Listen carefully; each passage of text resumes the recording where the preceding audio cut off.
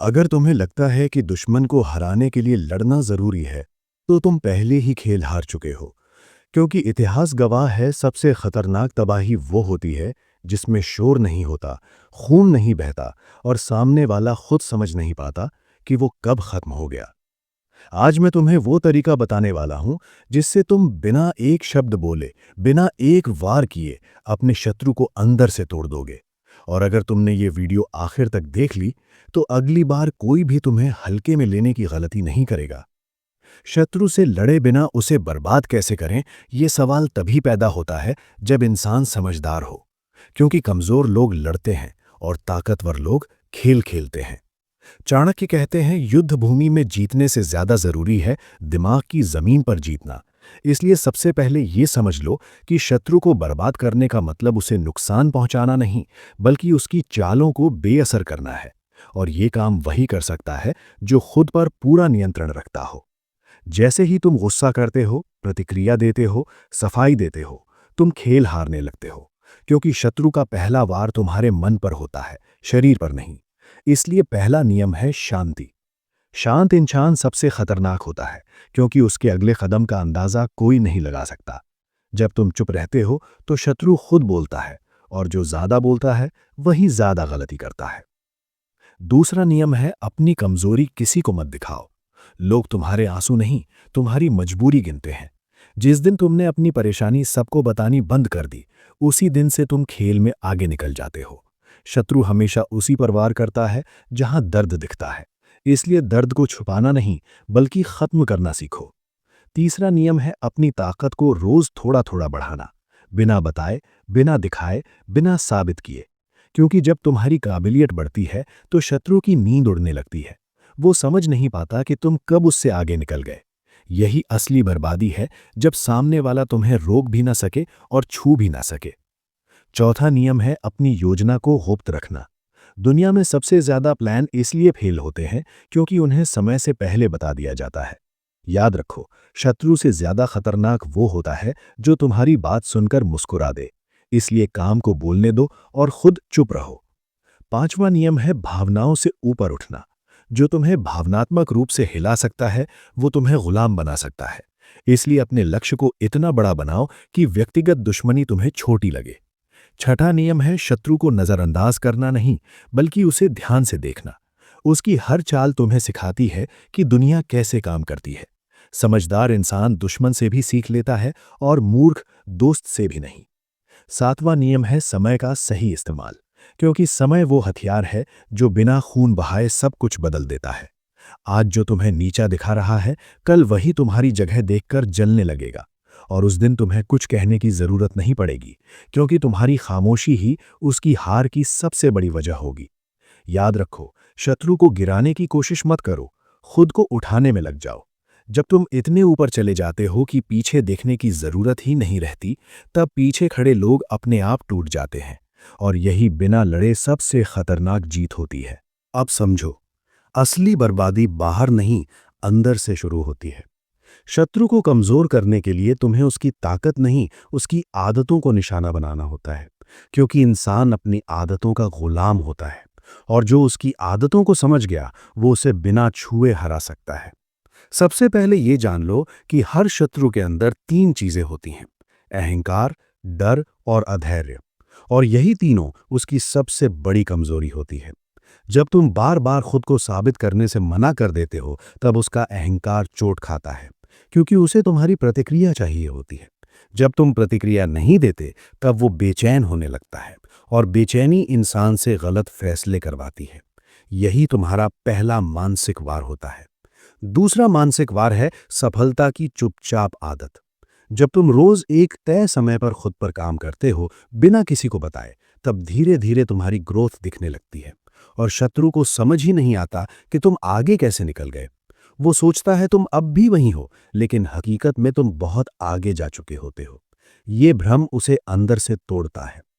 तीसरा मानसिक वार है सीमित पहुंच। हर किसी को अपनी जिंदगी तक पहुंच मत दो। जब तुम अपनी बातें, अपने प्लान, अपनी अगली चाल सबको बताना बंद कर देते हो, तब लोग कंफ्यूज हो जाते हैं। और कंफ्यूज दुश्मन सबसे कमजोर दुश्मन होता है, क्योंकि उसे नहीं पता होता कि तुम कब और कैसे वार करोगे। चौथा मानसिक वार है अपने शब्दों को कम और अपने मानकों को ऊंचा रखना।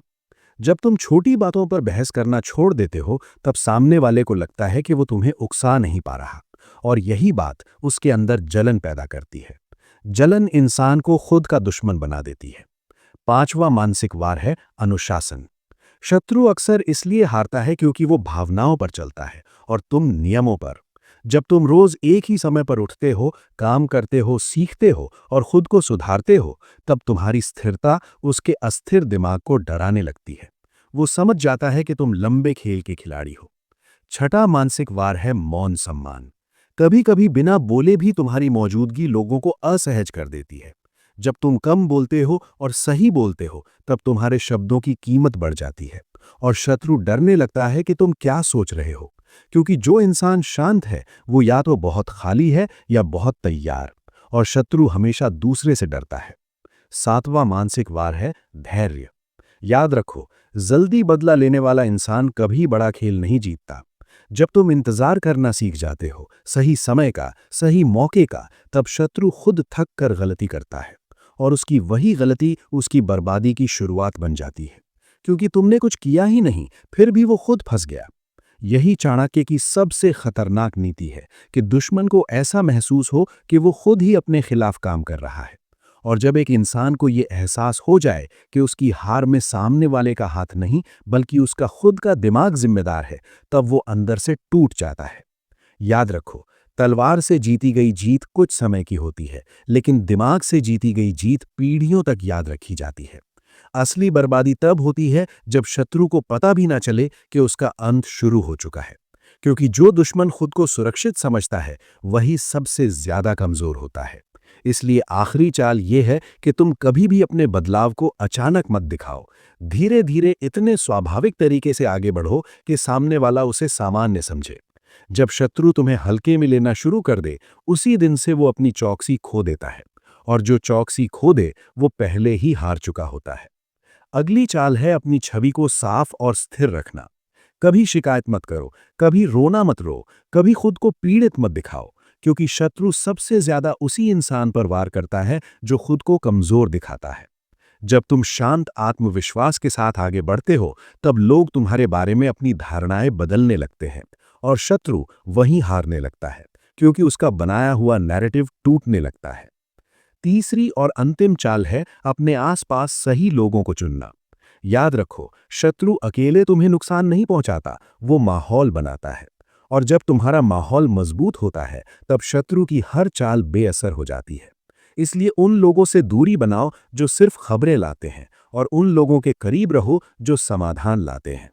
चौथी अंतिम चाल है अपने लक्ष्य को इतना बड़ा बना लेना कि व्यक्तिगत दुश्मनी उसमें जगह ही ना पा सके।